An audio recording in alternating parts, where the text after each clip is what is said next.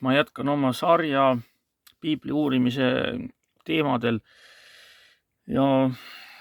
ega, ega kõik teemad on huvitavad, mis on tegelikult piiblis ja kui jätta välja need, mis on üldlevinud seletused sellisel kujul ja minna nagu selle juurde tagasi, mis on ainult siis piiblis kirjas, et me ei võta midagi muud sinna juurde, siis see muutub vägagi huvitavaks. Ja noh, ütleme, ma tihtilugu nende inimestega suhtlen, kes ei ole kunagi lugenud ega uurinud piiblit ja nendel on väga hea meel ja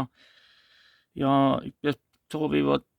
arutada ja ise hakkavad lugema, et kui ma loen mingi ühe koha neile, siis nad võtavad nagu selle piibli oma kätte, et oota, ma loen edasi, see on nii huvitav. Aga see ongi nii, et piibel ongi tegelikult huvitav ja ise ma mingit sellist usuvärki üldse ei poolda, ütleme sihukest nagu religiooni usuteemat, et piiblis on need tõed kirjas ja ütleme, see piibli järgi nagu see definitsioon, mida võib kutsuda usuks, võime tõlkida usuks, et see on siis kindel veendumus asjadest, mida veel ei ole sündinud, aga mis sünnivad. Et see on nagu see tõde tegelikult. Aga ma tahtsin nüüd rääkida täna nagu saatana teemast, et saatana teema kohta on ka mitmeid versioone ja tegelikult siin oleks vaja ka sellist vabastavat tõde, et mis on nagu piibli järgi, sest ega piiblis nüüd väga palju saatanast ka räägitud ei ole, aga sellised üksikud kohad on ja ütleme, seda tuleb väga palju uurida, et need kohad osata sealt kokku panna ja et see asi oleks nagu loogiline, et no ütleme, millega seoses üldse seda saatana asja on siis räägitud piiblis esmalt, see on siis hea ja kurja tundmise puu. Et kes selle hea ja kurja tundmise puu siis pani sinna Eedeni aeda, see ei ole sinna ise kasvanud ja siis ühelgi juhul ei pannud seda sinna saatan, nagu osad õpetavad, et see nagu saatan pani selle puu sinna, et inimesi ahvatleda. No see nagu küll ei vasta tõele, see on nagu kindel ja ütleme, kogu tegelikult selle saatana mõte ja värk on ikkagi see, et ja selle puu mõte, et panna inimesi proovile, et kas need inimesed kuuletusid oma loojale või oli neid väga kerge kursid kõrvale juhtida, ükskõik mismoodi, et siis tegelikult kui nüüd võtta see kogu see piibli saatana mõte kokku, siis see looja Jumal Jehova ise pani selle saatana ka sinna Eedeni aeda ja ütleme, pani siis inimesed proovile, et seal ei olnud see saatana enda algatus, see kindlasti mitte, et see läheks vastuollu juba sellega, et Jumal on kõikvõimas ja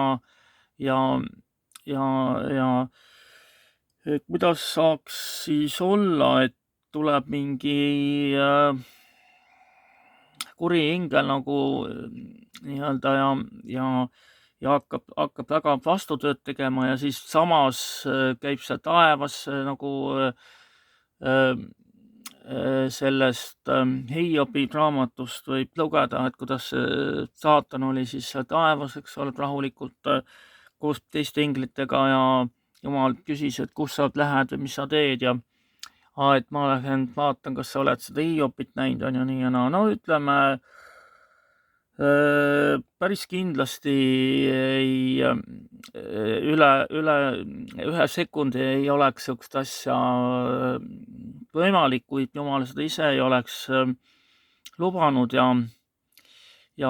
siin võib tuua ka näite, ütleme,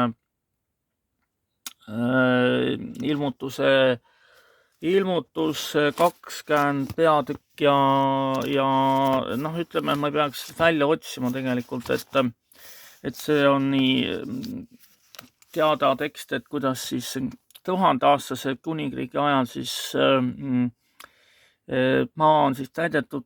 toredate inimestega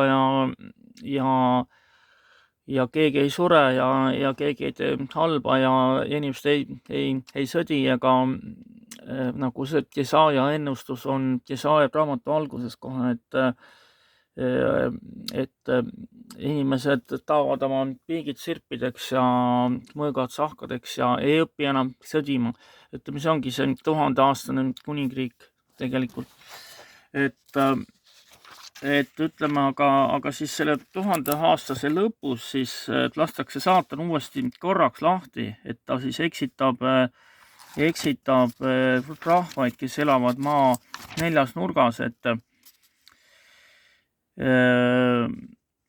see oli siis kinni see saatan ja siis lastakse lahti. Ega siis see saatan iseennast kinni ei pane ega iseennast lahti ei lase, et kõik see on kontrollitud ja ütleme, see saatan on nagu näitleja tegelikult, kes on pandud sinna rolli ja see saatan ise muidugi usub, et ta võib-olla midagi ka rohkemat endast, et selles mõttes ei maksa nagu karta seda saatanat, et ta nüüd teeb sul midagi, ta saab sulle midagi teha, ütleme, kui inimene on siis ise aus ja ütleme, et kui näiteks see Aadam ja Eeva oleks jäänud Jumalale ustavaks, siis saatan ei oleks neile midagi saanud teha, et samamoodi on kõigi inimestega, et ei tasu nagu karta seda ja ütleme, Pauluse kirjas, mis Korintoses, et selle maailma näitelava muutub või kaob, et see on kõik see saatanat näitelava, kus me elame, sest kõik maailm on nagu saatana käes, et 2 Korintuse 4:4, et kus on öeldud, et selle maailma Jumal on saatan, teda on kutsutud Jumalaks, et see muidugi ei tähenda, et ta siis päriselt on mingi Jumal, et ta on ise hakanud või niimoodi pandud sinna nagu näitlejaks. Aga nüüd näiteks, mida siis Paulus rääkis, et siis Jeesus on tema siis apostoliteod 26, 17, 18, et siis Jeesus ütles Paulusele, kui ta seal kohtus temaga selle suure valguse ilmingu ajal, et Paulus on seda hiljem siin siis rääkinud, et Jeesus ütles, et ma kisun sult välja juutide ja paganate käest, kellelt juurde ma nüüd läkitan, et esiteks kisub siis välja juutide ja paganate käest ja siis läkitab ikkagi nende juurde, avama nende silmi, et nad pöörduksid pimedusest valguse poole ja saatanat meelevalla alt Jumala poole. Et Jeesus ja Jumal siis kontrollivad seda kõike, seda teemat vabalt, et siin ei ole midagi, et lihtsalt see kogu see skeem ja see värk on ehitatud üles selle peale, et panna inimesed siis sinna pimeduse kätte, saata nad võimu alla, et lasta nad sinna minna ja siis vaadata, et kas nad tahavad sealt välja tulla või tahavadki sinna jääda, et kõik on ju piiblis kirjas, et mis on selle tagajärg ja kui sa teed nii ja mis on siis tagajärg, ja kes tahab siis näha häid päevi, siis see ei pea seda õigeks, ütleme, mis toimub praegu maailmas ja selles saatana süsteemis. Aga see on kõik pettesüsteem ja siin ei ole nagu seda vaja üldse mõelda, et järsku saatan võidab ja üldse jääbki nii. See kindlasti ei jää nii, et see on kõik ajutine ja palelik pettemaailm, mis on näitelava, ainult seda ei saa tõsiselt võtta.